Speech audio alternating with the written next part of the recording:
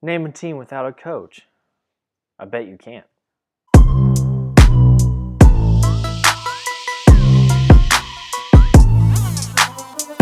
The little leagues all the way to the big leagues, having a coach or a mentor can make a huge difference. Through a training career, a coach plays multiple different roles.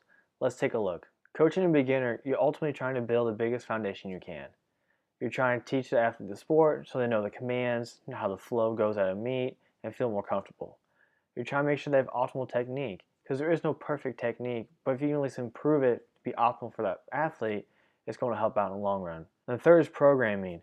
Being new to the sport, they probably don't know how to program best to train for hypertrophy or strength or peaking or whatever developmental block they're doing. Depending on your school of education, you may call these terms different things. There's a lot of beginner programs out there, 5x5, 5-3-1, so on and so forth, that are good, but at the end of the day, they're not specialized for that athlete. They're not going to be able to train weaknesses and be personalized enough for the athlete. As a lifter becomes more intermediate, obviously less education is going to be needed about the sport itself, because you should know how to run a meet. You should know how to be able to pick your numbers and so on and so forth. In that intermediate stage, you're going to stop having as much progress from these basic online programs, and this is when programming for your athlete is really going to make a difference. As we get to advanced and elite lifters, the job again changes for the coach. Sometimes it's just stress management. Sometimes lifters are so busy in life, they just need someone to say, hey, do this stuff, so they don't have to worry about it. Going into meet, they have enough things to think about, and so having someone there to pick their numbers, to be their solid rock, so they can go perform their best. At the end of the day, no two athletes are going to be the same, and no two athletes are going to need the same type of thing.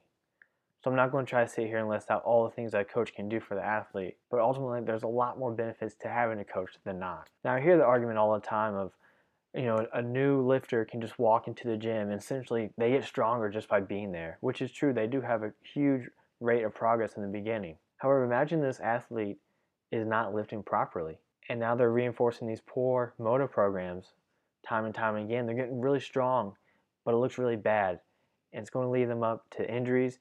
It's going to lead them up to poor technique, which eventually is going to set them back. They're going to spend months or years developing bad motor program that then have to be overwritten later on in life, which is going to be a lot harder. And it's usually defeating to the mind to have to cut back the weight and try to relearn something that you've been doing.